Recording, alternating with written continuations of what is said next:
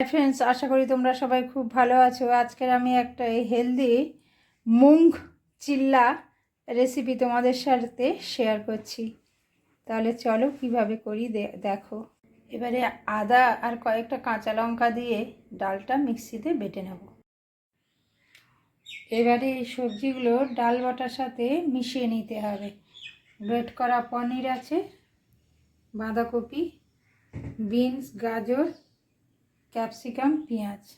এবার এই ডালের সাথে আমি জোয়ান, লবণ, হলুদ মিশিয়ে দিলাম আর এইগুলো ভালো করে মেশাতে হবে। এবার প্যানে একটু ঘি ব্রাশ করে নেব আর অল্প অল্প করে এইগুলো এরকম করে দিয়ে ক্রিস্পি করে এবারে উপর থেকে একটু গ্রেটেড পনির দিয়ে দিলাম। এবারে ফ্রাই হয়ে গেছে, আমি এবার তুলে নেব আর বাকিগুলো এইভাবে আমি ভেজে নেব।